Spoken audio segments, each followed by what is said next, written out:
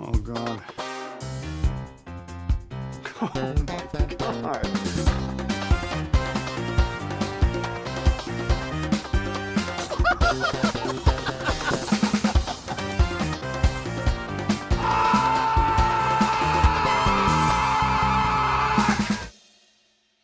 It was all a dream. He was in the shower the whole time. No. Those are the worst. Fucking Dynasty. Just thinking about it. Yeah, for Was real. that Dynasty? Probably. I can't remember. My pop culture references are going to be all fucked up tonight. Well, good thing you don't have to have too many pop culture references. You just need 4. I have one of them right here. That's true. Ooh. I don't like coconut, so that doesn't do anything for me. You know, I don't like coconut either, but in the spirit of this, I'm definitely going to house one of those snowballs. Yeah, there is absolutely nothing about a snowball that I find attractive, aside from nice. the pinkness of it. Yeah. Yeah. And the chocolate cake. But I'm not a huge fan of the Hostess frosting. Same. So, yeah, we're just going to get through it. I'll take one to the mouth, and that's fine. This is now a snack cake podcast. Yeah, Hey, exactly. when was the last time we made that joke? Ooh, changing what the podcast is? Yeah. That's a good question. I feel like we've been kind of on it these last few rounds and have had doing our work? Boo. Fucking cowards. I love how it's taken us 3 years to get good at this, and we're literally 2 episodes from the end. Yeah. Well, It's still arguable about whether we're good at this or not, too. fair enough. But we are still here and less distracted. I mean, Yeah, and for those listeners out there, you are going to hear these in strange order, I suppose, because this is going to come out, and then the next episode, I think, is going to be Gunslingers, if we can track that shit down, and then it's going to be the Nick Cage Universe D&D game, part 1 and 2, and then the Surfer, and then the finale. So that'll be interesting. oh, you're splitting the game up into 2 episodes? It was quite long. Yeah. Plus, there's like a good in-between point that I think we can, last time on Cage Match. I'm pretty sure you inserted one of those while we were playing, and I was thrown back for a second. I was like, oh, that's probably his natural breaking point. Like, emotionally? Yes. I mean, I will say that the first time I heard Daryl do the Peter Lowe voice, I lost my shit. Yeah, that was pretty incredible. Yeah. Man, I was just watching some YouTube stuff today, and this is going to tie back in a second. And I was watching a Norman Reedus scene from the new Bike Riders film.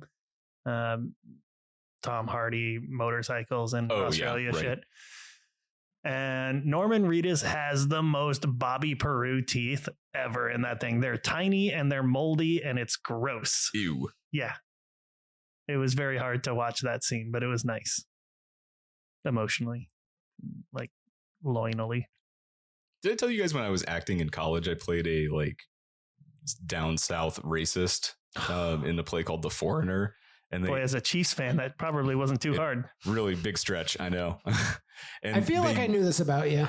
Yeah, the director had me use that stuff that makes your teeth look absolutely fucking disgusting. You just paint it on, and it was. I wish I had a picture of it. I don't think I have a picture of it anymore, but it was repulsive. Yeah, it's like grease makeup for your teeth. Yeah, really, really gnarly. They look so fucking bad. I don't like it. I never had to do anything like that. Yeah, well, play more racist. I'll try. Acting. Yeah, I hate being typecast though. Yeah, right. I played a villain, I think 4 out of the 5 plays that I was in, which is kind of amazing. I was a villain, I think only once. I was Henri Lebis in Victor Victoria. Oh, nice. The French club owner. Yeah, cool. Honestly, playing a bad guy is pretty amazing. It's pretty great. There's something so fun. The bad guys have the most fun. There's the bad guys are always the character who has a plan, who has a goal, who wants to fucking do something. And the hero just shows up and fucks that shit up. Yeah. Catches the breeze. What an ass. Yeah. Speaking of fucking shit up, welcome back to Cage Match, calling a roundabout way of meeting Nicolas Cage. My name is Sean, here with my co-host, Nick. Thank you for fucking that up. I'm Nick. and our producer. Peter, hello. Thank you for not fucking that up, Peter. Yeah, you're welcome. And, Hey, I got my name right. You did. Yeah, No jigs you here. No, I checked. And this is, did I say this is Cage Match Colin Roundabout Way meeting Nicolas Cage? You did. I Way did. to fuck Okay. that up. So Sean is Yeah. working off of very minimal sleep for you, dear listener. Yeah, I got 20-minute naps today after like 2.5 hours of sleep last night. You I've should been be up able to since fucking 2:30 go. a.m. Yeah. Woo! I had a shot of espresso before hitting the mic. So I'm going to crash hard at some point. Did you boof it? Yeah. Mm. Butt coffee. No. Have you tried Brown and brown. amphetamines? For the sake of my job, no. Reasonable. Reasonable. On this podcast, we have watched 64 Nicolas Cage films, bracket style, and A have lot. gone round after round to now the final foreskin, the top 4 movies. We're going to discuss them and we're going to decide what the final 2 are today on Cage Match. Colin, a roundabout way of meeting Nicolas Cage. With your hosts, Sean and Nick, and me, Peter. Nice. I don't like this. Now you're just fucking with me. I'm sleep deprived. This is perfect. I don't know where I am. We can do whatever we want. It is the ideal time to start doing that. Well, so I think it makes the most sense to just kind of kick it off from the top of the bracket where we started. And it's going to be action versus comedy. Sure. So it's a Con Air up against Raising Arizona, which, you know, both of them have action and both of them have comedy. So of the 2 head-to-heads that we're dealing with today, this is the one that makes more sense. Yes. Nick, you suggested some prompts, if you will. Do we want to Yeah. kinda So just there's a couple run things through? that we're Yeah. looking at in, talking about these 4 rather different films, because you can't compare an action film to a comedy necessarily and say which one's better, because they're doing different things. So we're looking at some of our One is definitely better, though.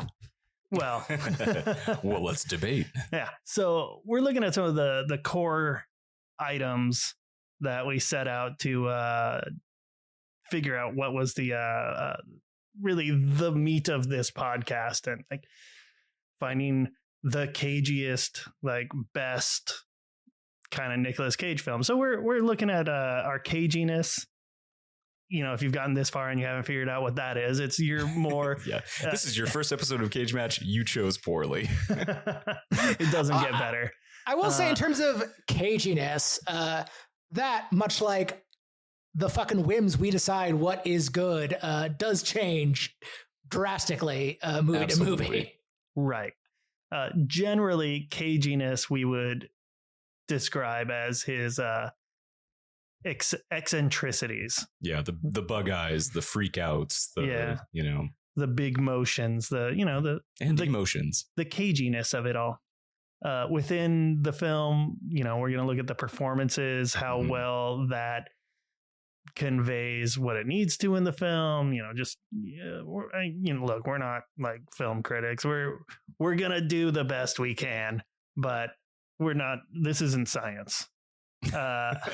The originality of the film and of the performance, we'll look at that, as well as a general effectiveness of the film in reaching its goal in the film to audience, Pipeline. touchiness.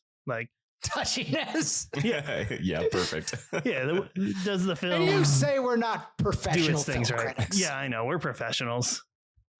So it's those 4 categories. We're just gonna kind of talk them out, and use that as a diving board. Yeah, I mean, so Jumping off point. A jumping off point. So I think A that jumping off board that you would into a pool. Ooh, Right. a jumpy board. a jumping off board. It's the next so big yeah. thing. It'll catch on. So, Con Air. Yeah, what's this movie about? Convicts in the air. It's got show tunes. It's amazing. No, it doesn't. It is amazing, That though. would It does be have that Leonard a choice. Skinner song. You know, It does. where could I be? That's not Leonard Skinner. No, it is not. Although How fucking do I old, live there we go. without you? This would make such an amazing Broadway musical in the vein of like Spider-Man Turn Off the Dark or like the King Kong musical, like Holy taking fuck. like Yes, it would. a fucking yeah. I just wouldn't want it to get canceled. That's the problem with those ones. Yeah, that's true. Those are all the ones that failed. Really What about- badly. We have to see it Cats. immediately. I want Cyrus the Virus's big number. Yeah. Do you remember when there was the Evil Dead musical? Sheevil Dead? No, just Evil Dead. Oh, there was Evil Dead the musical. Yeah. Yeah. I never saw it. No, no one did. It like performed in Toronto and closed. That's really Yeah. disappointing because I Yeah, bet it was I know. good. I bet it was great. Yeah. Man, got to get to more theater. So Con Air, Nicolas Cage plays Cameron Poe, who is arrested and sentenced to 7 years in prison after killing a man in self-defense. Still such bullshit. Like, I hate that part of it. I mean, I get it. He has to go to prison. That's the whole point. But, Oh, like, his- it's so dumb. His hands are deadly weapons. You should have known better. He's held to a high standard. It's a good thing that guy took the knife off the ground when he ran away. Yeah. Yeah. Because then there was no way to prove that Nicolas Cage. Otherwise, this would have been a very short movie and very different. Yeah. It does bother me though that at the end he just gets to like go off with his wife. I'm like, there's paperwork to sign. Like he's going back to prison because like he just like left. If I've learned anything from watching Jack Reacher is it's that he can just fuck shit up and leave and it's okay because he, did it in the name of good. Right. Mm. And also because the powers that be probably won't report his involvement. Also, just being a giant motherfucker who is super imposing. Yeah. Yeah. Alan Richson's a huge dude. I mean, Nick Cage is pretty big in this. Like, this He's pretty big in this. This is swole Cage. We're getting up there. Yeah. Have we ever talked about how tall Nicolas Cage is? No. No. Oh my God. Who's going to Google that first? I'm going to guess that he is 6'1". Oh, that's it. Yeah. Okay. Yeah. So he's 5'11". Yeah, exactly. No, I think he's probably going to come in at like 6 foot true, but No. maybe like 6 rates foot true. higher. Yeah. 6 foot even according to the Googles. Okay, so still 5'11", but yeah. Okay, so all right. I found a flaw with Face Off. John how Travolta is tall 2 John inches Travolta? taller John Travolta is that tall? with his lifts, apparently. Yeah, apparently. Jesus Christ. And he kind of has a pompadour some of the time too. Yeah, that gives you extra height. I've told you guys the story about how I saved my ex-girlfriend from Scientologists. Oh yeah. Yeah. Okay. Yeah. Fuck. That's an interesting cult for sure. Cults are Yeah. interesting just in general. This is now a cult podcast. Yeah. What's your favorite cult? What's my favorite cult? Yeah. Cult of Probably personality. ooh. Look at you making Oh that no, joke. Sean, we're losing you. We're losing you. It's almost as if this was a comedy podcast at one point. Yeah. Okay. I'm thinking about cults. I like that Hail Bop Comet cult. Help. Oh yeah. Yeah. Yeah. Also, that was a 1997 thing. Yeah. A lot of shit happened in 97. I think I got to go true to my roots and go with the Oregon cult. one. Yeah. That makes sense. God, what were they called again? But they did some wild. Rajneesh movement? Yeah, the Rajneeshis. Yeah.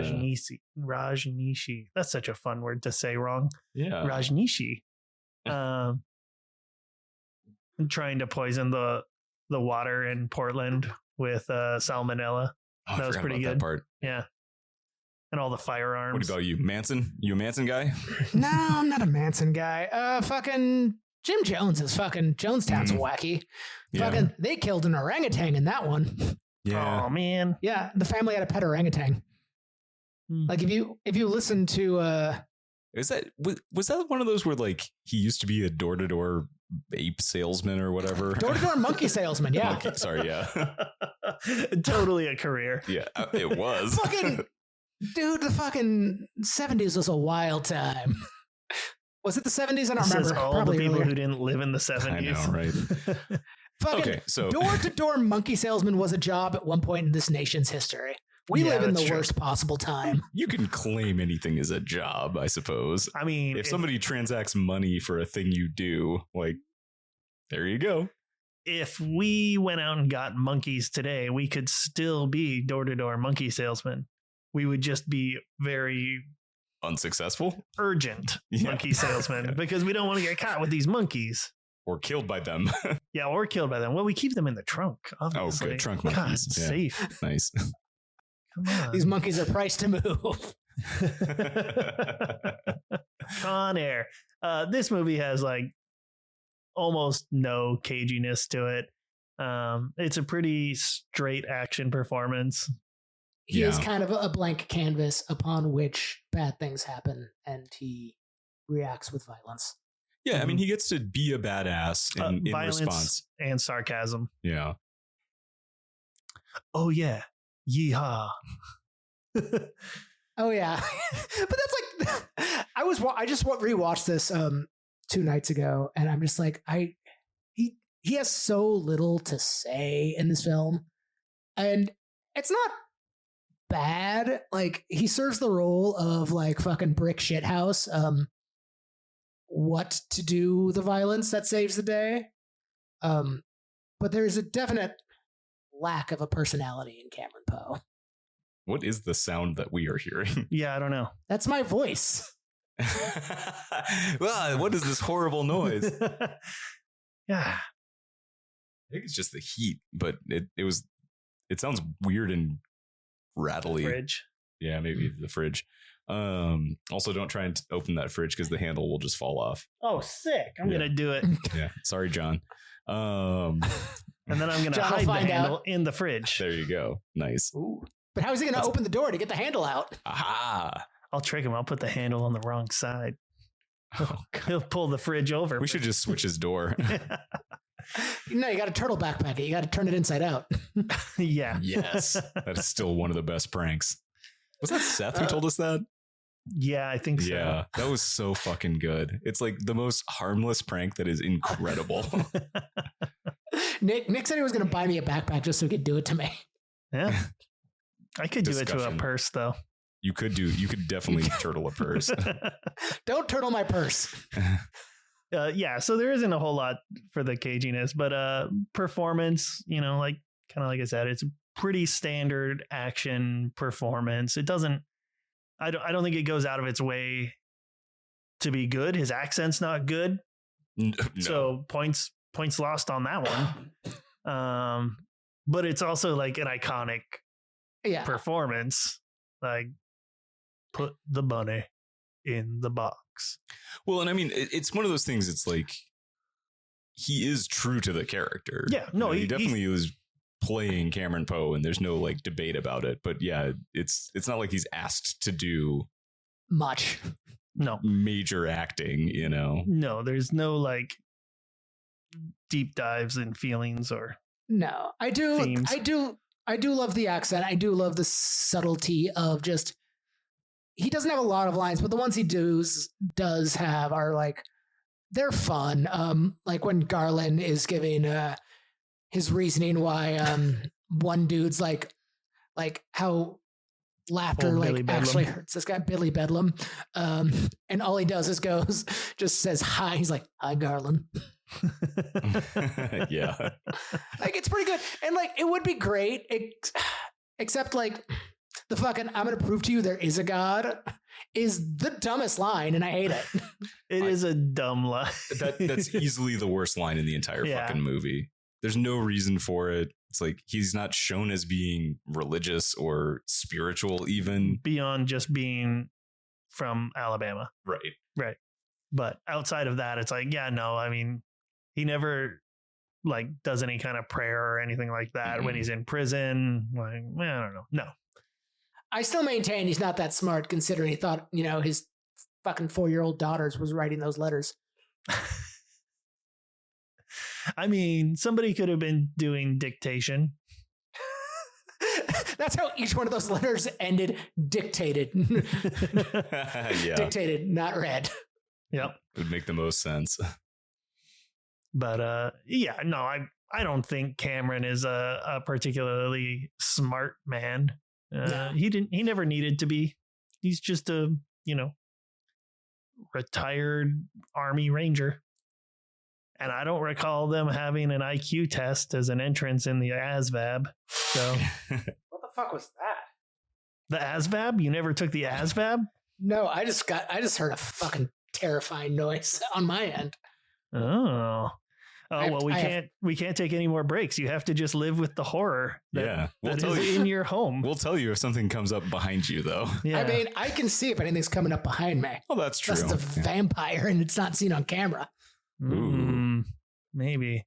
Although I think vampires would show up on digital cameras because I think they didn't show up in earlier ones because of the mirror in an SLR camera. Right. Ooh. So if you had a mirrorless cam, Yeah.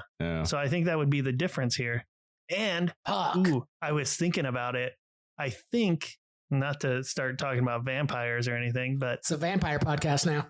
the reasons that they don't show up in mirrors is because mirrors used to be lined with silver, right. which was their bad feels. It all makes sense. Yeah. Way to get to the bottom of vampires. Yeah, I do a lot of thinking about vampires when I'm just sitting at home. So hot. All right, moving on. Yeah. So, overall, I think this movie does a great job of being an action film. Yeah. Like if you look at any aspect of this movie too long, it falls apart. But if you're just there for the ride, fucking great.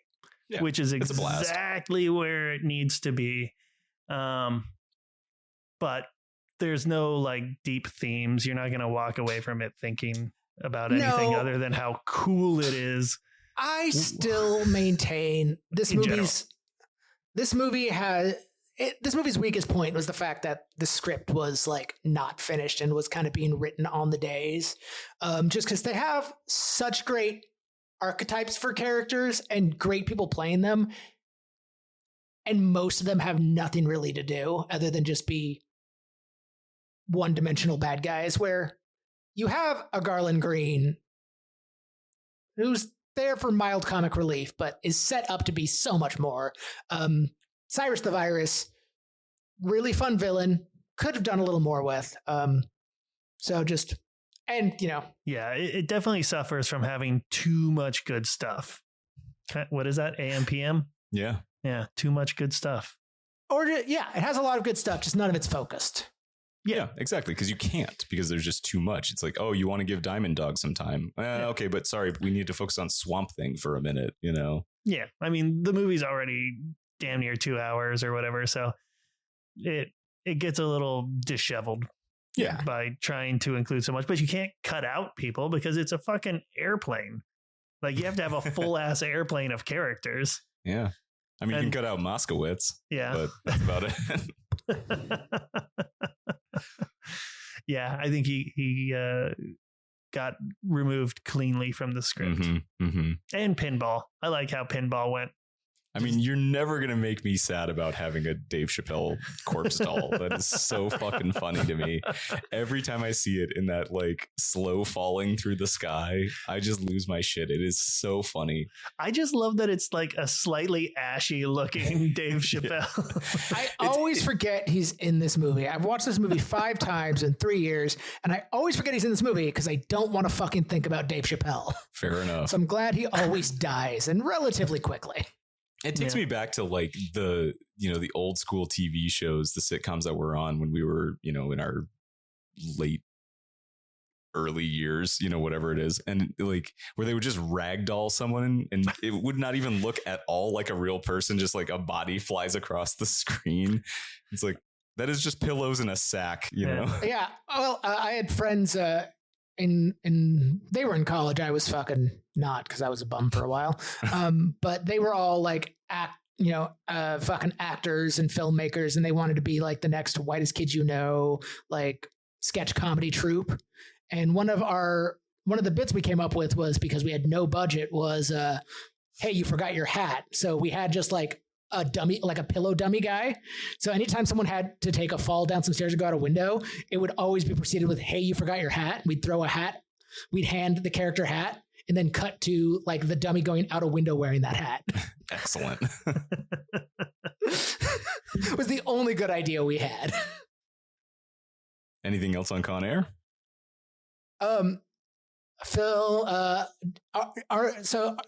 there any themes in this film? I would say no.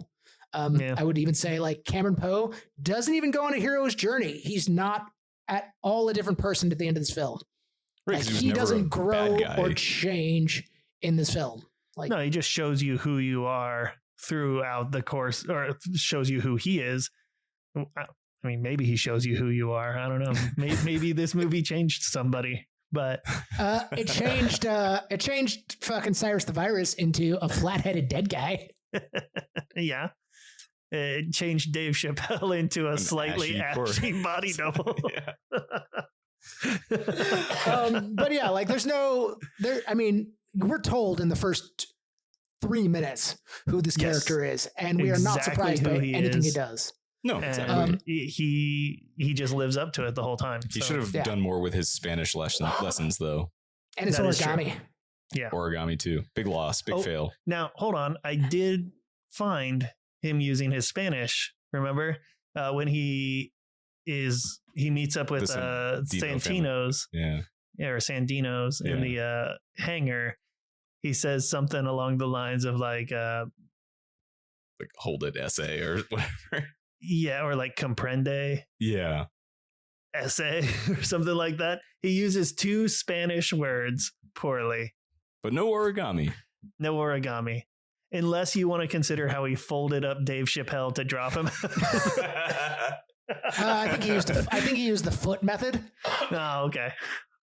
Also one thing I want to add to in terms of like performance, because it is about Nick Cage, but also I think it should be about like the whole of Nick Cage in the film, and this is very much a Ensemble. ensemble film. Like I think almost everyone else is given more to do and succeeds at it in this film. Or at least was given that should something be- more fun to do. You know, back to Yeah. the original conversation of like being the bad guy is more fun. You know, playing Yes. that role Yes. is way more fun. And when Yeah. you've got 20 bad guys, Right. there's 20 people having a great time. Like, you know who is And- not a good character? Baby O. Baby-O. Oh, yeah. He's like, I have diabetes. I'm gonna fucking die. I'm going to try and be a hero, but I'm really hurt and dying from diabetes. I'm gonna I show mean- you God does exist. Yeah. It's true. Baby-O, they got history. He Yeah, helped that's Baby-O true. get his diabetes. He helped Baby-O get his diabetes. And with that, Raising Arizona. Yeah, let's move on. Yeah. This is a movie where Nick Cage is a kidnapper, baby napper, steals babies. By profession, he is a convenience store robber. Yeah. Unarmed robber. In terms of our original bracket, there wasn't like I thought we went into this thinking Nick Cage has done a lot of comedy. He has not. Most of A lot what of we've good comedy.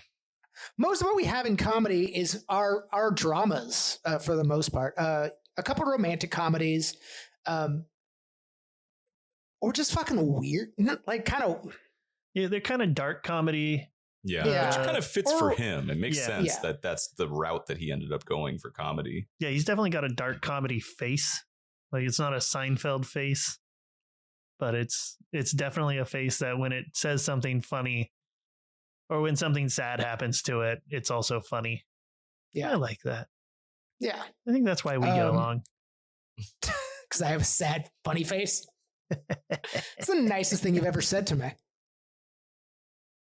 But I mean, this clearly deserved to be categorized as the best comedy because Yes. it's the funniest. Well, it's funny because it was a number 2 seed, which I'm trying to look back at what was our number 1 seed in comedy. Adaptation. Adaptation. Which We were still so a much contentious. younger then. All right, so caginess on this one is way easier to diagnose. Yes.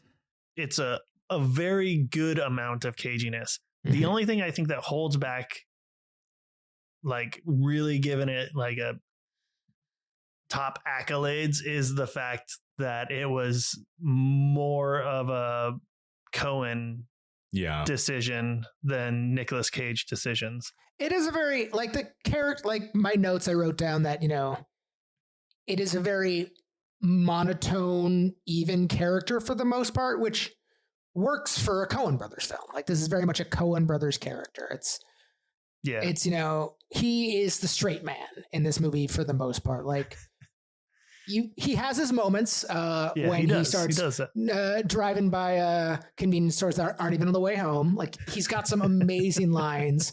I was thinking about the scene when they're trying to take the picture on the couch, and he just we're fitting a pop here, but honey, it's about to go. Trying to get her attention, get her focused on it. And it's like you're right. He's pretty like monotone one level, but there's all these things that are sort of like bubbling under the surface that, you see. There's that one scene where he I can't remember what it was, but he just like gnashes his teeth. Like, I don't remember what makes him do that, but this is something I did want to get into later, but I mean, we can talk about it with all the films. Is these 4 films specifically really show how great of a physical actor he is. And that's something I don't think people ever talk about. People also don't watch all of his movies in the course of like 8 months. That's fair. Yeah. But like he's got such a great like physical presence and control in his acting. And like even when he has a more sedate character, he still brings so much to that character just by how he moves. What I'm saying is Nick Cage is a great actor. Yeah, exactly. No, I mean, I think it shows through on this one for sure. It is interesting that he did have the issues with the Coens and didn't like their directing, or not that. It's that they didn't want him to do what he wanted to do, which at that point in his career, kind of everyone was just letting him do it. He had been in Peggy Sue where he got to be the crazy, Muppet voiced. Well, he was in Peggy Sue, directed by his uncle. Right. He was in Valley Girl where he was like, the beefcake, but he got to be weird in that, As a total unknown. That was his first name or first film under the name of Cage. So, I mean, it's interesting because he'd been given some leeway, or was granted some leeway because he just forced the hands. Mm-hmm. Yeah. And then to get into a situation where the directors were like, no, we need this from you. Yeah. Well, and that's a pretty big thing from the Coen. Sorry, Sean. When that's like their second film. For sure. Well, so, I mean, not just their second. I mean, yes, it is their second film, but the Coen brothers, I mean, has grown to continue to be kind of their flavor of acting. They seem like such meticulous directors who have a very specific vision, and that's awesome.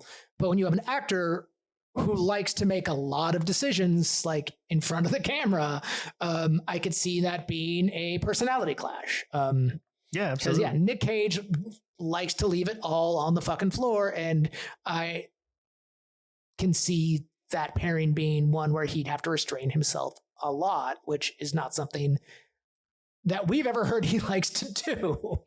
Yeah. He just wants to explore the human condition. Yeah, there you go. In all of its various facets. Usually with a very high nasally voice. Yeah. You know what? It's because people with high nasally voices are actually living the best life. So sorry about it. Yeah. But yeah, so we've made it. It's a highly eccentric film. He gives a really great performance of it. A lot of that is definitely due in part to the Coens, but is in no way detracting subtracting from what he provided. So it's just, I think one of his strengths in this and in most stuff, but like in this is he does have a very, I guess this just goes back to his physical acting, but he can disappear into a role really well. Like even when you see that it's Nicolas Cage, like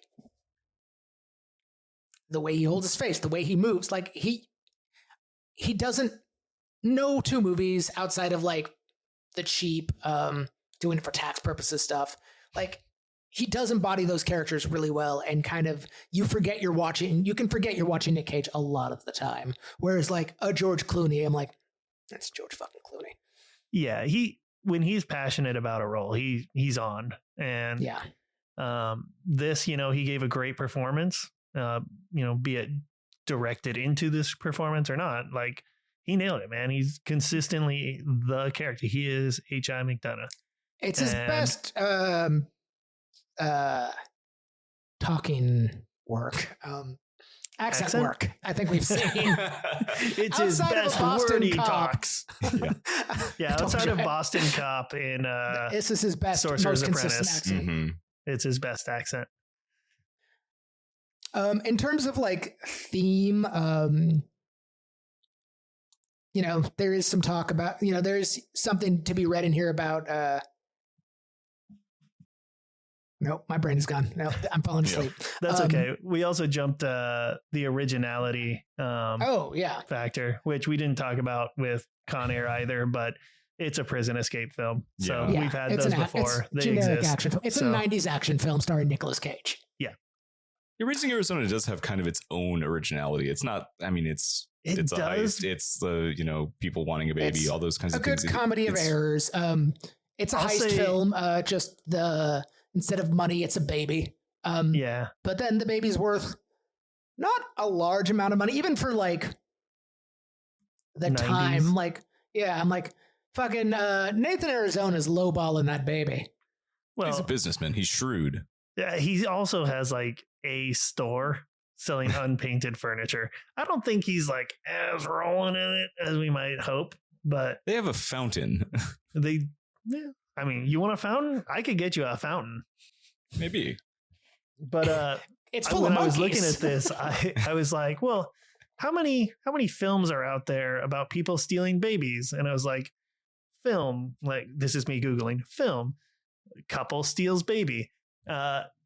This movie didn't even show up in like the top like 2 pages of Google.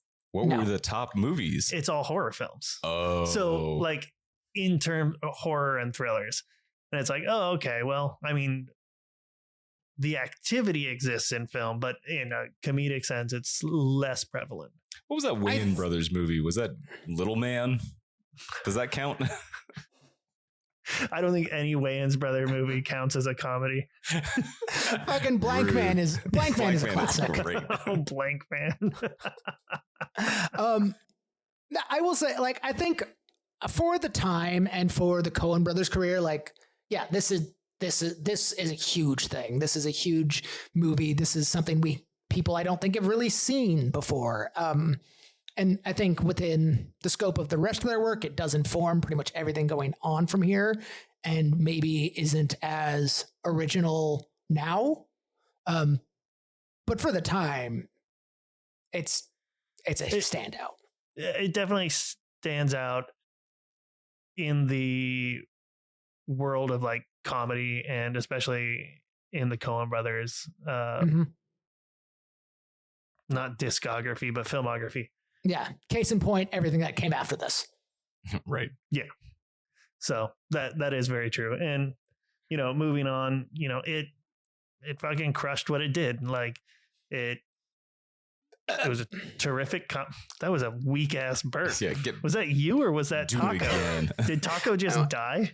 That was me. I had a shrimp burrito. That's not coming up great. Just one shrimp?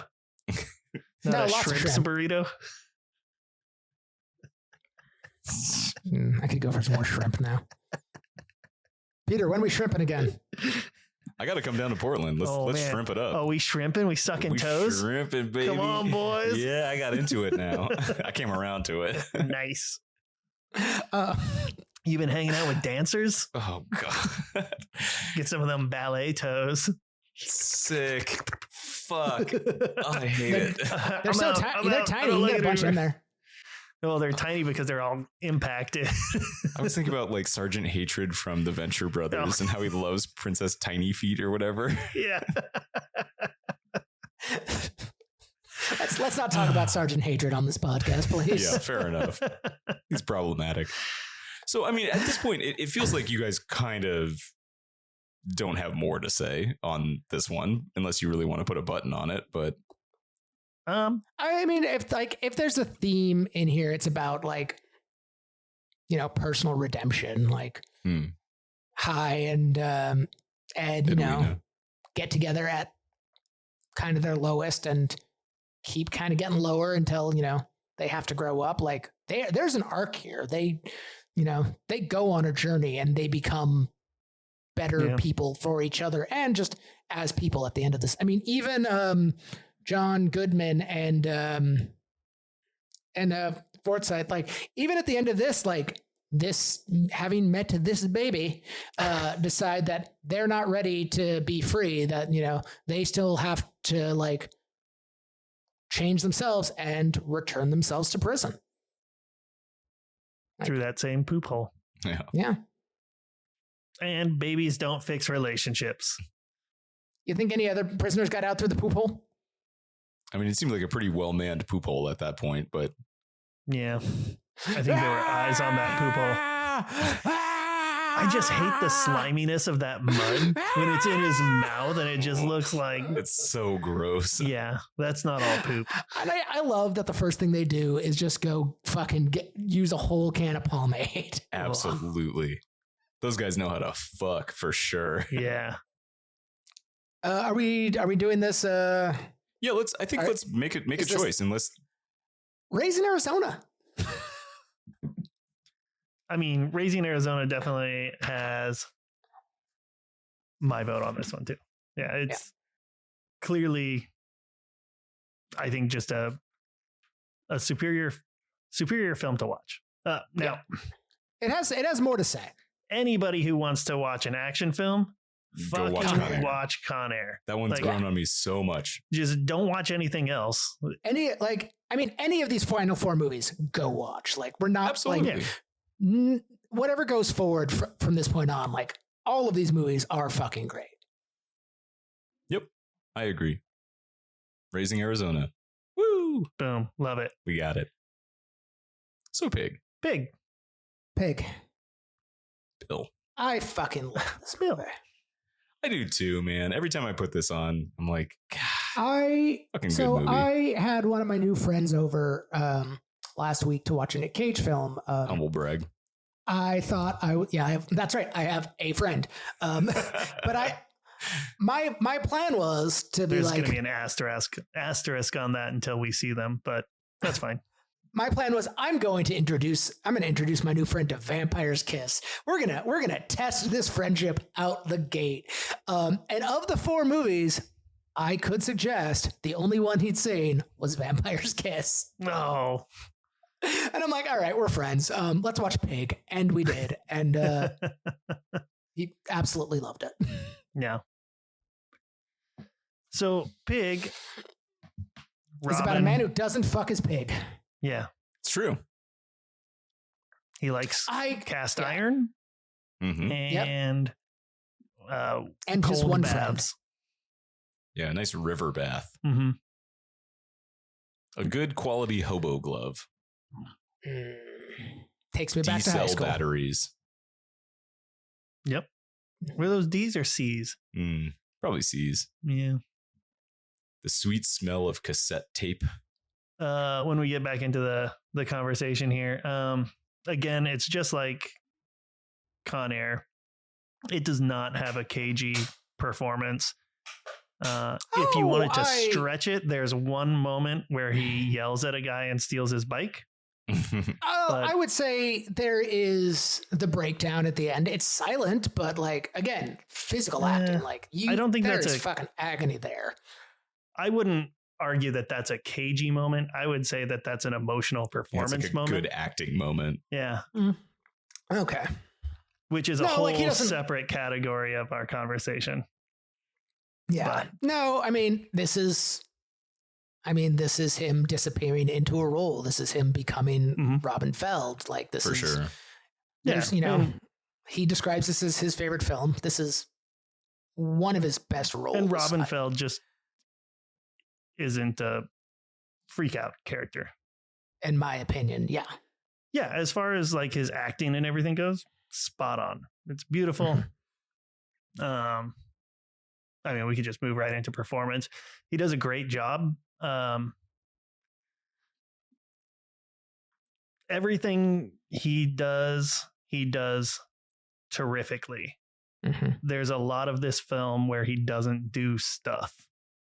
Like it's not like Con Air where he's just along for the ride, but he is such a like placid, like driven character that he also just doesn't speak a lot. So it's all on him to like convey that with his body language. Yeah, the nuance of that is pretty impressive. Which is great. I mean, just scenes off the top of my head that are just purely physical is when he goes in with when he goes into the tent with the dumplings, and he just walks in and or when when he's writing his name on the cardboard there, and just commanding the room, just like the way he moves in this, just it's everything about it is so powerful. Yeah, it's a very top performance kind of performance role for him. Just don't expect like monologues to drive that performance. It's just not that film. He's not a loquacious character. It's a very naturalistic performance and a very naturalistic film. It's like the conversations seem quite real. Like it doesn't play so much as a performance a lot of the time.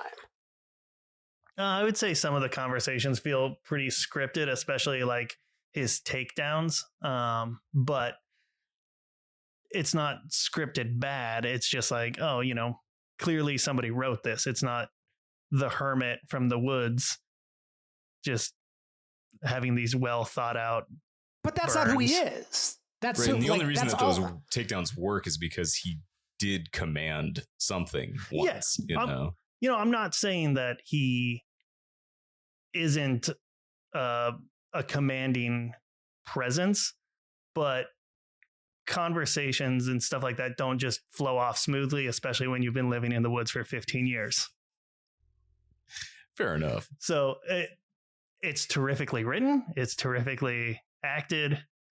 It's, just also not the slice of reality, but it's a terrific but you were saying like there's no representation. monologues, and that's what I'm talking about. Like there's conversations. Yes.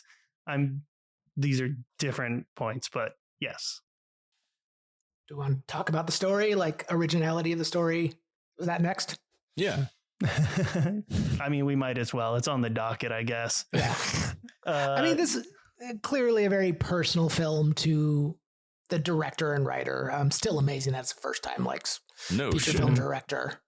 I absolutely love how much like suspense this movie can build, and how much it gets you to care about like there's this big mystery about who is he, and ultimately it's no one we would know about as viewers, but the film does such a great job of building up this legend that Robin Feld, it's like, that means nothing to the viewer, but just the way it's portrayed in this movie and treated, it's like, that's powerful. And that it still feels like a reveal, even if you don't know who that is.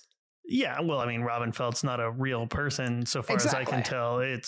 But in the world of the film, yeah, he was a big deal. And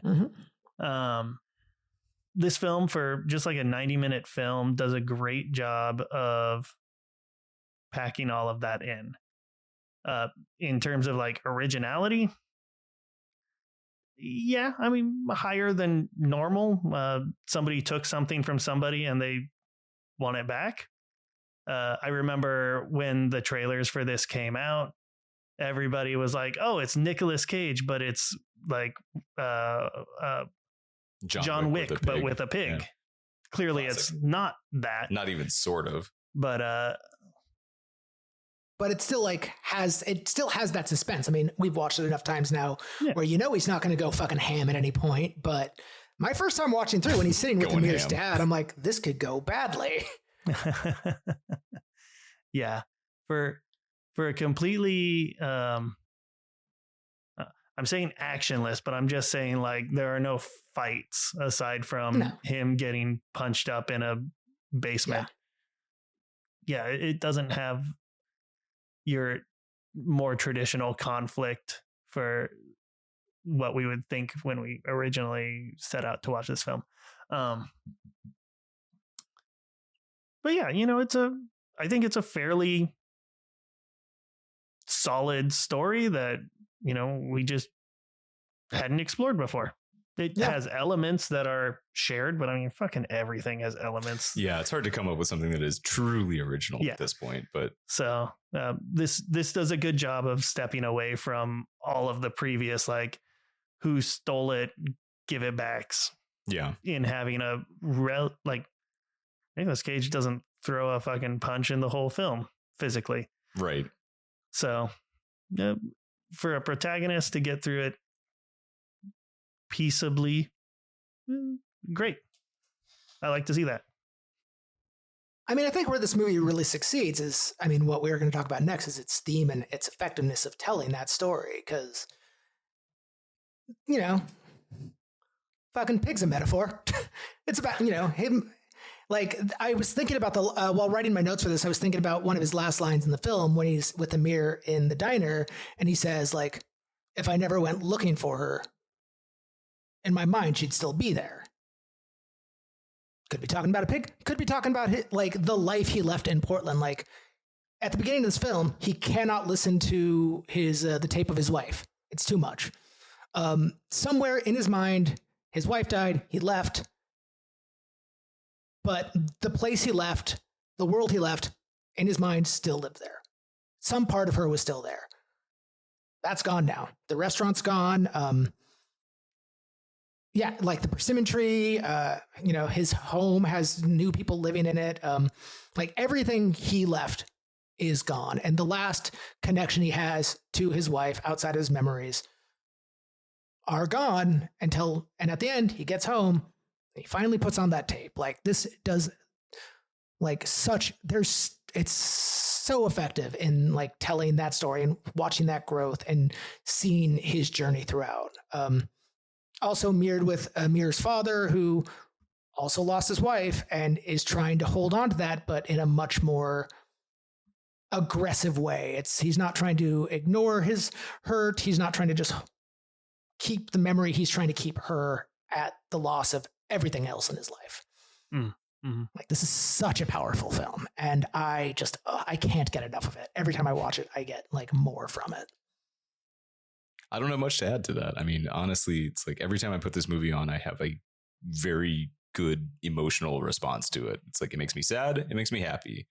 I feel things when I watch it. It's filmed beautifully, it's directed well, the script is great, performance I think is very solid. There's not a ton to praise or critique on his performance because the character is made to be medium, you know, because he's coasting. So it is fitting what the task was, certainly. But yeah. All right, let's table that one for right now. Yeah. Now let's talk about the craziest fucking movie that we have in the bracket. Yeah. I mean, fucking, if you've seen a Nick Cage meme, you've seen this one. Fucking for sure. Yeah. I described this movie to people I was trying to describe this movie to people, and they're asking me about the time this came out. Like, it's like, which Nick Cage movie is it? And I just did the fucking Bug Eyes, and they're like, oh. Like, that one. I know that meme. Yeah, exactly. Like, yeah, if you've seen one meme, you've seen this one. An iconic performance by Mr. Cage.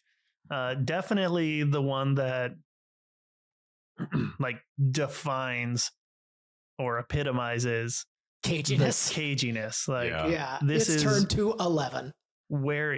This is where it was born. Like there were others before it, but this is its final form. This is, I mean, this was his testing ground, right? Like he got to try truly anything because the director was just like, I don't know, whatever. Yeah, it's Go like, for it. Nobody will probably ever watch this, so Right. do your thing, brother. These were my notes for caginess. Turned up to 11. Really fucking goes for it. Does it work? Yes. Yeah. And, that Yeah. moves right into the performance because he could have done all of that and not earned it with the rest of the film. But my God, like holding this movie together with all that other like fucking bizarre shit that he does and making it work. Like the character, he doesn't lose Peter Lowe. No. And I think that's what's just wild to me is like when he's fucking eating bugs or catching pigeons or Losing himself in the mirror, all that Yeah. kind of shit. talking about being horny from bats. It's it's like, oh yeah, this tracks. It is a, like we were talking about with Raising Arizona. Nicolas Cage likes to make choices, and he makes a lot of choices in this film. This is all choice. This is all choice. He walks off stage left like a kitty cat. He crawls off stage left. Yeah. In that regard, though, it's the only that performance is the only thing that keeps this movie together. I agree. I think that the movie in general is thin. I think the concept is like a little fun and interesting, a little horny, but like there's not a ton of meat on that bone, right? No. Like if you didn't have this performance, this would be like the tiniest footnote in history. Like no one would think about it. No one would care. Yeah. Like Maria Conchita Alonso would be like, yeah, I did this one weird movie one time, What else would anyone say about it? But because it's him at fucking 11, it is something. I mean, it is the movie. It is the movie. Yeah, exactly. But that means that the movie isn't much. It is the descent into madness Sure. for a man. It is just an exploration of how, these big business, like, he's not in Wall Street, but in Sure. that He's still sort of a like giant hotshot. white collar culture, especially And he's middle management. Yeah. just can beat a person down and drive them to lengths that they never would have expected. And rabies. Yeah. Theoretically, if he even ever got bit by the bat. You fucked that bad. Yeah. Oh, well, and here's my thing going to like, this only works because of Nick Cage's performance is everybody we've talked about this movie has had a completely different read on what the story was or wasn't.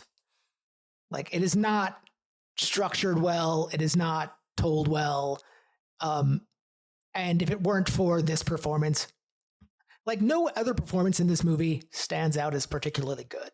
They exist like at about the same level as Nicolas Cage's performance if you stripped away the insanity. True. Like Exactly. if it was Nicolas Cage playing Peter Lowe with the same affectations but straight, Yeah, just deadpan. that's about what you yeah. get from everybody Yeah. else. But that's really not the point at hand. I mean, it is important, but from Nicolas Cage's performance, Great it's performance. fucking nines, man. Yeah. So he crushes it. And, like you said, he makes the movie. Yeah. He makes an entire film that has existed for 35 years ish. All movies have existed for an amount of time. It is culturally relevant 35 years later. I a don't know cult if film. that's true. You literally reference the meme every time we talk about it. That's cultural reference or relevance. not in terms of like fucking a not in terms of a cinema. Meme culture and like high art, I would not put in the same necessarily equate to the same thing. Well, that's the problem. We have to talk about movies like Pig versus Vampire's Kiss in this. So we had Yeah, to this break is- them I know. down to the base. This is the weirdest one. I mean, it's the hardest challenge because Yeah. they are very dissimilar movies, Yeah.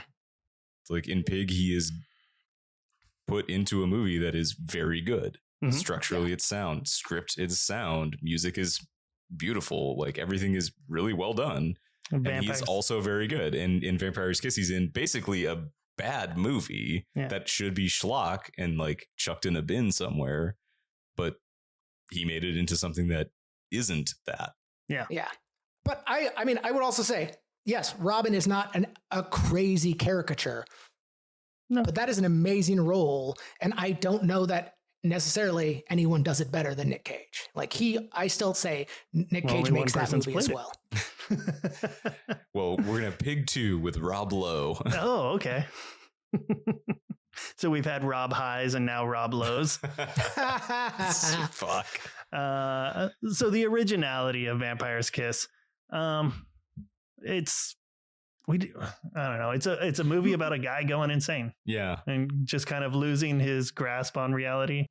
My kind read on the theme is, middle management, like not going anywhere, like, but because he is, his ego can't allow him to just be middle management. So when he starts to lose it, he goes down that rabbit hole of like, well, clearly he has to be special. Clearly there's something important about him. And that would normally manifest in like a massive ego, or like an American Psycho type situation. But for him, it's vampirism. But it's also important to think about, like, because you did bring it up, like Patrick Bateman could run because Nick Cage walked this one, or like started that sprint. Like American Psycho wouldn't exist in the way it does if not for something like this. No, it's pretty clearly informed the performance of Christian Bale. But in themes, I'll go with you there. It's definitely themes of excess, of abuse, the loss of touch with yourself in an attempt to live up to an ideal of others, and also just like wanting more, greed, gluttony. Yeah. So, and America. America, yeah, absolutely. Like this is capitalism, and it's feeding off of the people that are supposedly building it up too. So Yeah. I mean, this is the hardest one. This is the biggest Yeah. challenge for us, right? I mean, I don't think I think it's a fun movie. I'm glad I've watched it. I'm glad I've watched it a few times. I will watch it again. But it's not a good movie. It is. Hold on. I'll ask you a question real quick before you finish this thought. Which movie did you want to show your new friend out of all 4 movies when you first got them back to your place? It was Vampire's Kiss. You told us in the story you got 10 trapped. minutes I ago. mean, no, I know. I mean, you yes, chose I did that because over all of them. not because it's the best movie, because it's the weirdest movie. Well, part of this experiment is also not his best film, because we left Academy Award winning Nicolas Cage back like 2 rounds ago. Yeah, but I mean, again, Robin Feld is an astounding character, and Nick Cage does a great job with it. Again, it's the wackiness of Vampire's Kiss is what makes it. I don't think it's the better film, and I don't necessarily think it's the better performance. It's the crazier performance, but I don't think it's the better performance. I'm going to take the opposite stance. I think Vampire's Kiss is the most informative of Nicolas Cage as a pop culture icon, and as like Vampire's Kiss was a springboard for his career. I found the word. It was springboard. Oh, yeah, not diving board. Yeah, not a diving board of anxiety and hatred, but a springboard for his career. And it, of the films, I will throw in Vampire's Kiss in any mood. It's a film that I could present to somebody at any time. If I'm talking about like, not even just between the 2 films, if I have to sit down with somebody to watch a Nicolas Cage film, it might be Con Air or Vampire's Kiss. Now I'll concede that Con Air is not going forward. This is where it comes down for me is I can't recommend Vampire's Kiss to just anyone. Mm. Like I would. Did John do Vampire's Kiss? Did he watch this ever? I think that John has watched Vampire's Kiss, but no, we had Lauren Freeman on. Yeah. One person. I can't remember. And I'm just using John as an example because John has always maintained he refuses to like indulge anything that is bad. But like, I know a lot of people who just wouldn't be interested in this movie for a lot of reasons and would never give it the chance it deserves. Like, this is a harder movie for me to recommend in most situations. Well, no, this isn't a bad movie, though. It is a bad movie. No, that's the problem. It's not a bad movie. And when we talk about it like it's a bad movie, it's just because we don't like some of the surrounding elements of it. But when you look at the movie as a whole, it is, in my opinion, a very important piece of Nicolas Cage's filmography. And it's important for people to see it because it does reflect like what he was building up to before that. And it created so much more of his career. It doesn't reflect anything, though. It's a vampire. Fair, but that only matters if someone cares about that arc of his career and not just a standalone film. Yeah, I don't know. This is going to be a Peter decision. Well, I don't actually know that I am going to take that role. This is a really tough one because my feeling is that my favorite movie from this entire experience is Pig. So to have it lose feels wrong. Do I think that Nick has really valid arguments for Vampire's Kiss? Yes. I watched it again the other night and it was fucking amazing. I still really love that movie. We're at a bit of an impasse because I don't want to just be like, I pick, I can tell you that I also did a poll from past guests who have seen both of these movies, and Pig beat out Vampire's Kiss. Does that make a difference? I don't know. Like, I could be swayed either way on these movies. It's really, really complicated and really challenging. I think that the themes around sexual assault and things like that in Vampire's Kiss make it not as approachable as something like Pig, which is basically just, it's sad if you've lost somebody, which everyone kind of has. So I think Vampire's Kiss is without doubt one of his most unhinged, wild, over the top, human, crazy, bananas, whatever fucking performance that has ever existed. He's never done it again. He's never had the no boundaries, opportunities to do it, which makes it worth seeing no matter what. Like, you have to watch it. And the stuff that's hard in it, just it's a theme that you just have to accept in vampire films. Fair enough. And, you think about American Psycho, like there's a lot of sexual assault in American Psycho too. And that's regarded as, a piece of cinema masterpiece or whatever, which I disagree with, but that's not the point.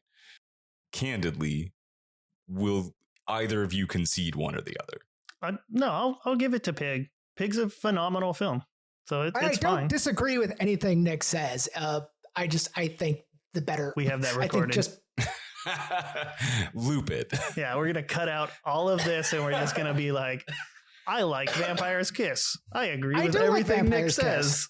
I just think everything about Pig is just so much better. Okay.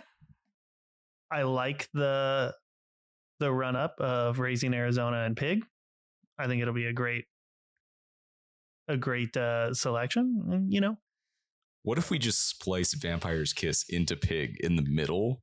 Oh, we just Fight Club it? We just run long. Shoot scenes. Like one or two frames every once in a while. No, I mean, like, we've got a great lineup here. And, Vampire's Kiss made it all the way. Despite and that's terrific. Everything. Despite the Mandy's of it all. Despite fucking just wild at heart. Like, it's so amazing. This movie, the movie to be is the weirdest astounding. of the weird is terrific from a Nicolas Cage standpoint. I love it. Yeah, this movie is fucking astounding. It is a great film, and where I can, I do recommend it. Yeah, I'm gonna go back and I'm gonna say that guy on the airplane who caught me watching it said it's one of his favorite films too. So It is great. Like, good on you, airplane guy, who Airplane watched guy. the movie over my shoulder without sound. you know, if we didn't have to make a decision, I wouldn't want to throw any of them away. To be fair, nothing's getting thrown away. It all still exists, and you can come to my house and watch it. Now, you I could will. also, for the double header, instead, we can run everything at 2 times speed, which is how I've watched most of these movies throughout this experience. Gross. You're a You're not even monster. allowed to coordinate this now. All right, well, I've been fired for this. Enjoy editing the episode, you fuckers. Fuck. Well, that was a nice podcast we had there, Nick. Run who the Patreon people are. Bill. Oh, good, you got one. Nathan?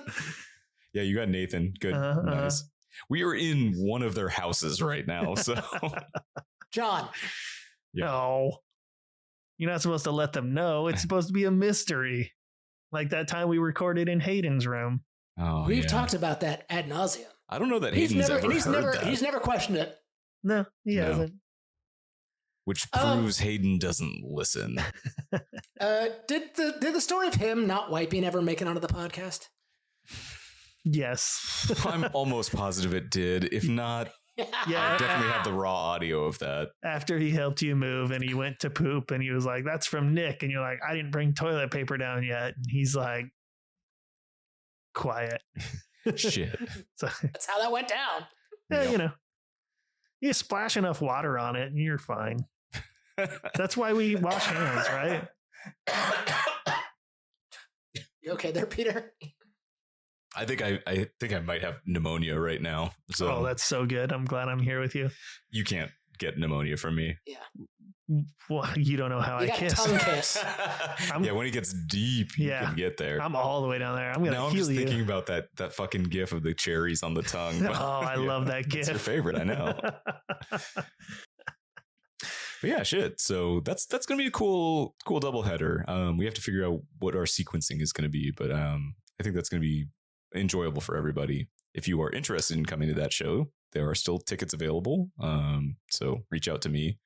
But yeah, thank you all for listening. You have made it this far, and if this is your first episode, you're dumb. And This is if the it's one I'm your gonna recommend to 84th everybody. episode, you're also kind of dumb. Kind of like, dumb, why? but we love This- you more. I don't know. This We is the love only episode I'm going to everybody. suggest to people because it's the only one where we sound intelligent.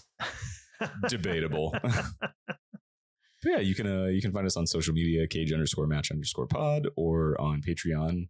If you want to support us at the end, the brain death of our podcast, why not?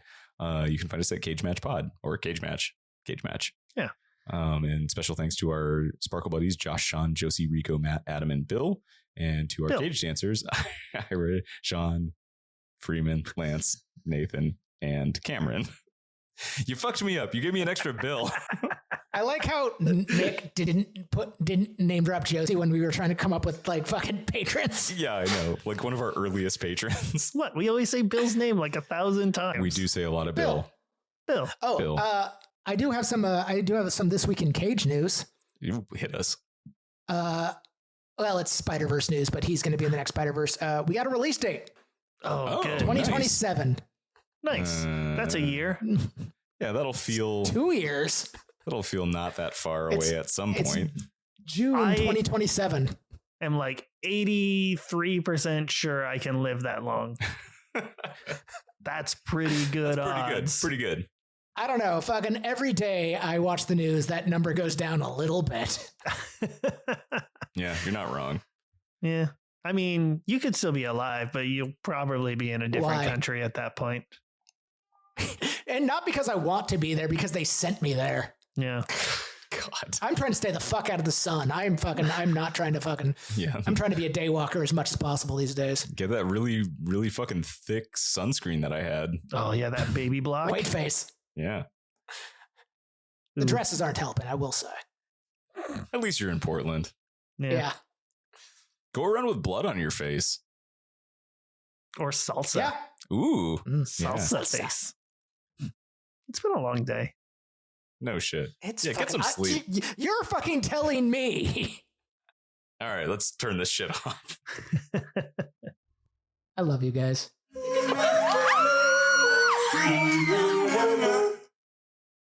Bye. Bye.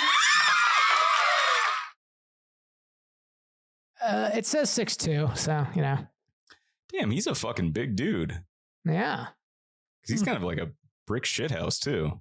I mean, in like a fat, pudgy way, but Yeah, he's broad. yeah. Yeah, like he seems like he would take up a lot of space in an elevator. Yeah, you don't want him in the middle seat of the airplane. No. Mainly Claiming- because you're sitting next to John Travolta. Fuck you, John Travolta. Well, who knows? Gunslinger might be complete ass. So Almost certainly that movie's going to be complete ass, and Surfer will probably be not bad. Yeah. Or at least weird enough that it's like, yeah, I have high hopes for Surfer. I want Nick Cage to be I don't know why he really wants to be in westerns now, but Because he needs to westerns are stop. cool. And it's I agree. It's a great action piece for an older man. it's true. So You don't have to be like athletic or good at anything. But You this can is just be going to be like, I'm his fast third draw. western, and this Yeah. one looks to be the worst. I have to go rewatch the trailer. I can't imagine that it could be worse than the old way.